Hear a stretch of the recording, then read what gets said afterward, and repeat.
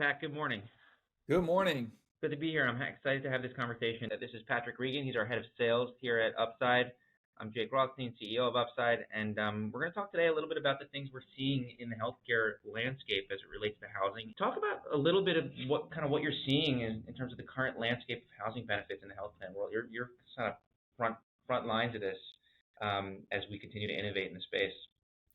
Yeah, I think what's really exciting, especially going into 2024, is the momentum that we're seeing in regards to health plans and um, their initiatives to address housing as it affects the whole health of the members. Um, we know that there's some plans that have definitely had it top of mind going back 4 years when we started this journey.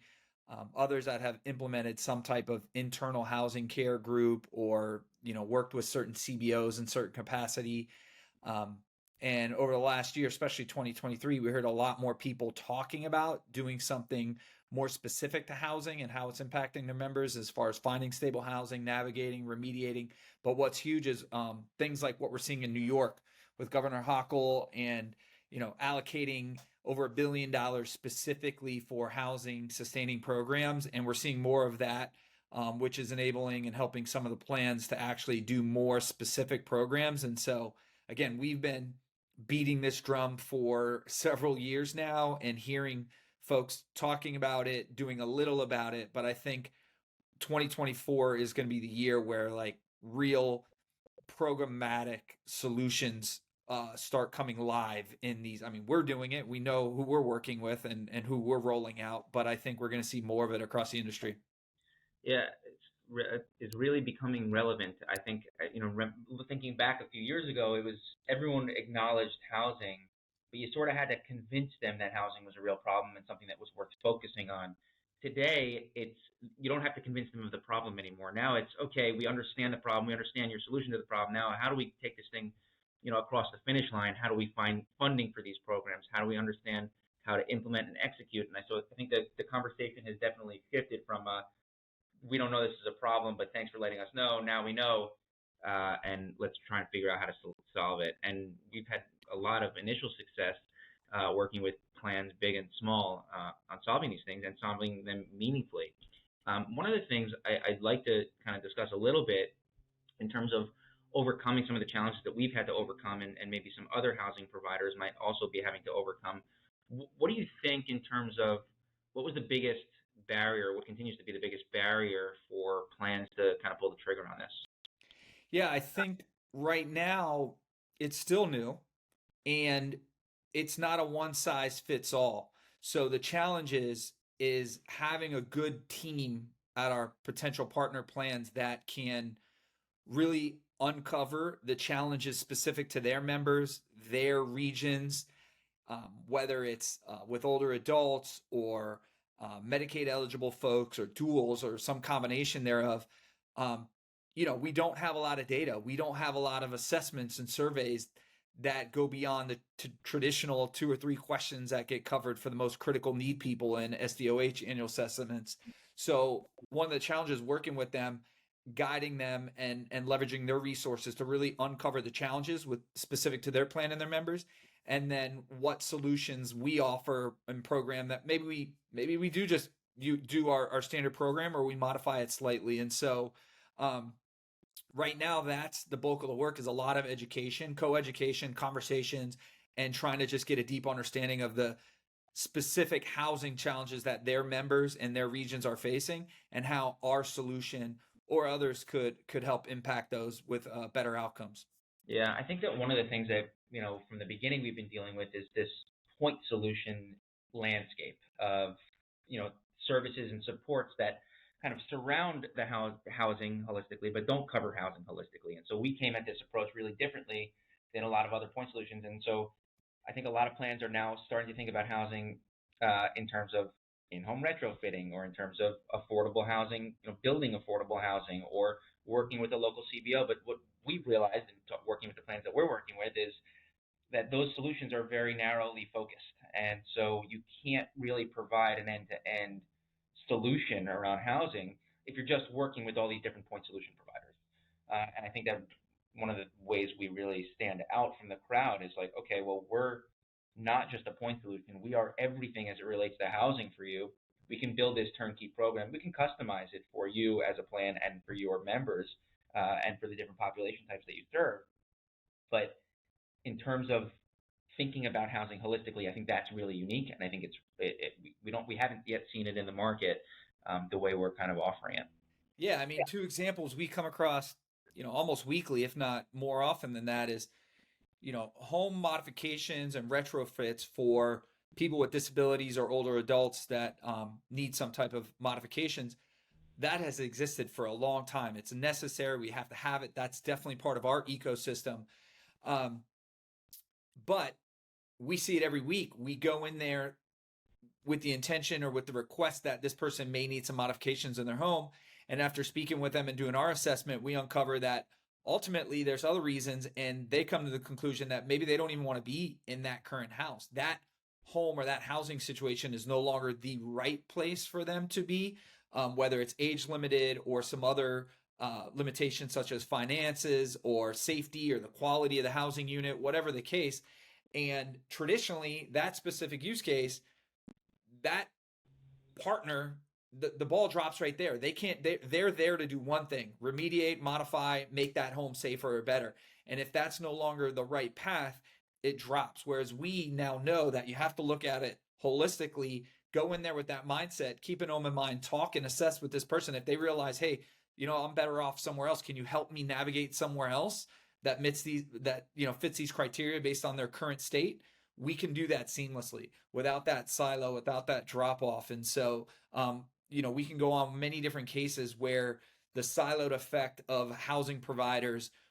Another one is, someone gets in contact with the planner, we reach out and they say, hey, I need a new place. I got to get out of my place. For whatever reasons, maybe the quality of the housing, safety, or they're behind on rent. And we can come in and say, you know what?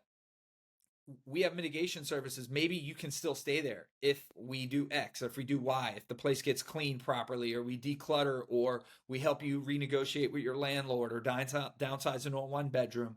And so automatically, it's not a one size fits all. It has to have this comprehensive, holistic look at the whole living situation.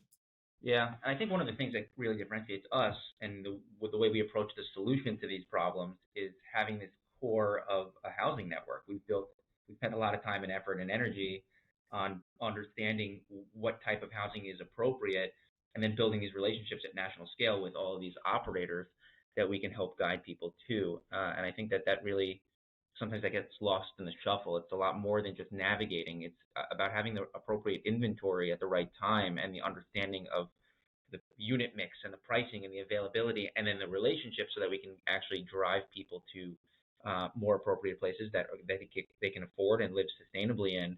And I think that's a big piece of this. One of the things that comes up all the time, and I think this was our thesis going into this whole world of healthcare, is how housing really works as as almost like a guide to other SDoH types of services. And we have these conversations all day long with our plan partners and with members themselves, but when you start the conversation around housing, because it's so fundamental, because it's so core, thinking about Maslow's hierarchy and kind of that framework, members really open up in terms of their other needs, their other social needs, and so that we're able to start a conversation around housing, and we end that conversation around transportation and food and healthcare access and all these things that plans in many cases have trouble understanding and assessing from members, where we're coming in with around a real conversation around something really important like housing. We're humanizing that conversation. I stumbled on the term the other day, humanizing healthcare through housing. I think there is a lot of truth to that. The way we have conversations with members is different many times than the ways plans are having conversations with members. It's not just a survey. It's not just a formal assessment. It's, hey, tell me how you're doing. And that really opens up the door. Tell me about what you think about that. Yeah, I think it's twofold. I think number one is, the housing situation for various reasons has a definite impact on the other social drivers of health. So if you think of food and nutrition, transportation, access to, healthcare, food and nutrition, we've had folks that we've gotten in touch with that, uh, you know, partners were concerned about them not enrolling in a nutrition program or not meeting the certain criteria they need to. And we uncover that they're no longer able to use their microwave because it's above their stove and they're physically limited to heating up their food, etc. And this is something that hasn't been uncovered prior to our engagement with them. And the solution is let's get that microwave out of there and get them one that is a countertop version that they can use and access, because physical disability limits them now to a wheelchair, for instance, and they can heat up food better. Certain people that the stove has changed and their ability to use their hands isn't as good, and they needed a new stove. So things like that. And then if we think about access to transportation, people that for whatever reason has lost their vehicle, can't afford it anymore. Again, physical abilities have kept them from driving. If they don't have access to transportation, even if we do have a rideshare program, if it's too far and there's limits within that program. So the housing at its core, on one regard, plays a big key in that. On the other side, it's our engagement, starting with housing first. It's a natural conversation to talk about, all right, well, how are you getting around?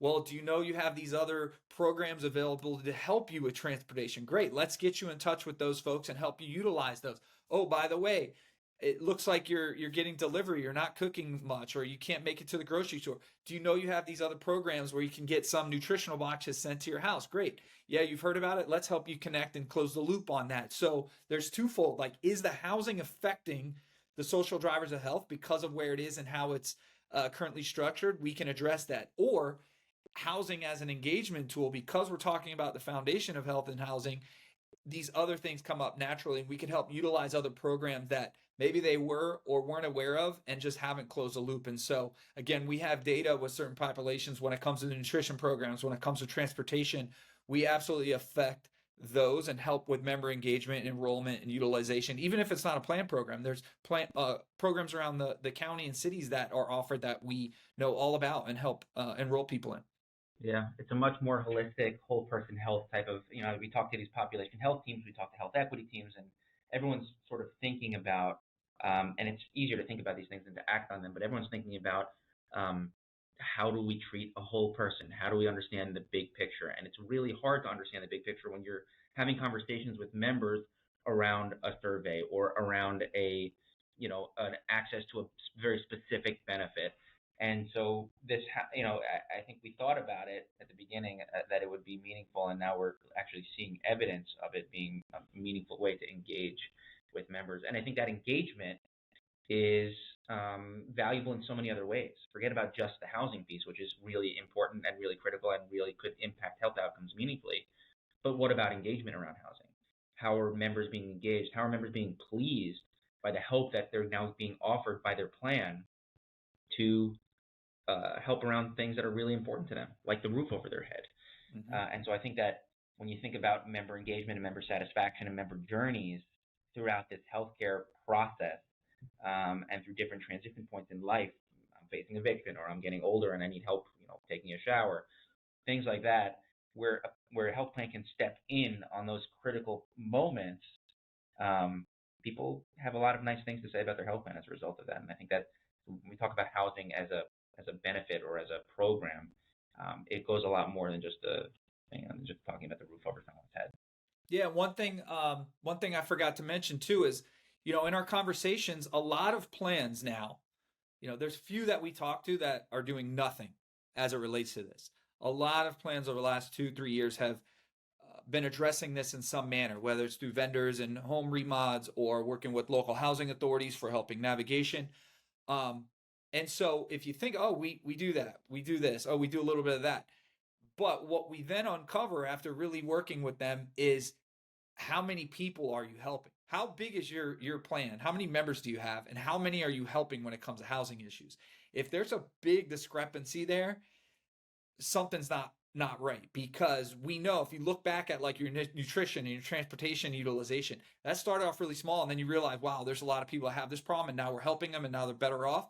Housing, we talk to some big plans we know with large member enrollments, and it sounds like, wow, you guys are really doing some pretty unique and cool stuff. There's some gaps we could help fill, and then we find out how many cases they've actually taken, or even less resolved, and it's minuscule compared to the how many people that are really out there that they don't know about that are struggling with housing. And so we can come in and do it from a very capital efficient manner, really scale out and help more people uncover those, and help, because even the plans that have some level of this, when we get to the meat, we're like, oh wow, you got X number and you've only helped 100 over the last year. How many people, just curious, are enrolled in your nutrition program? And there's a lot more people out there, and you can just look at the data as far as increased costs, lack of housing for disabled people, cost of living going up left and right across the country. There's a lot of people out there struggling. And if we're talking about dozens or low hundreds of cases that your teams are working on a annual basis, you're missing a lot of folks. Yeah. The other thing I think that a lot of plans are solving that they're attempting to solve for housing challenges now, working with local CBOs, which are fantastic. Don't get me wrong, like I have nothing bad to say about local CBOs. Yeah, we leverage them. I mean, they're part of our ecosystem. That's a touch point in our ecosystem. Absolutely. I think that the gap there is the closing the loop. So I think that we've seen our ability to add value is in helping a plan understand from the time that they refer a member to us with a housing stability crisis, maybe it's acute, maybe it's kind of long term, doesn't matter. We're able to navigate the person to an appropriate housing situation, whether it's one of our units or whatever it might be, and then actually close the loop with the plan and understand and ensure that stability ongoing and long term. Whereas so many of the programs we hear about all the time are very much a screen and guide or assess and address, but they don't really close the loop at the end and provide the reporting and the analytics and all the data that's so important both to us and to the health plan and to their members on the actual efficacy of the program. I think that it's easy to accept a person that has housing insecurity and pass them off to a CBO that we think can handle their issue.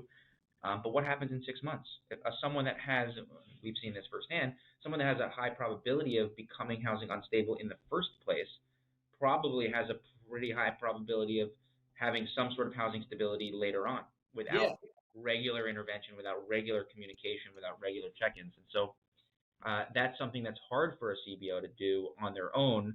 I think the way we leverage CBOs is we sort of empower them and enable them and extend the reach that they have and the power that they have, working through us versus working directly with the plan themselves.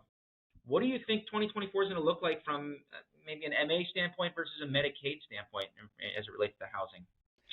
Well, we know that there are specific states that are really investing in housing sustaining services. New York mentioned earlier. And so for the most vulnerable folks, there should be more programs that come along. We have programs in a pipeline that we will be driving better results and outcomes for. I suspect we'll see a few others pop up. With MA, I think the jury's still out. I think it partly relies on us and the team that we're working with, or any other vendors that are doing what we're doing out there, to put together the right model that shows how it improves outcomes and, of course, checks the boxes from a financial standpoint. But MA, Medicare Advantage has post-COVID has taken some hits last year, and I expect there'll be some tightening of the belt in many places this year too. So I think the jury's still out. I think we'll know, the back half of this year, but housing has definitely elevated itself in the totem pole as far as benefits that teams are seriously considering. And so I think it comes down to the right balance of what type of whole person health outcomes can we attribute to this, and at what ROI. Great points, Pat. Hey, we talk about this stuff all day long, every day, but it's good to get it on camera for the record.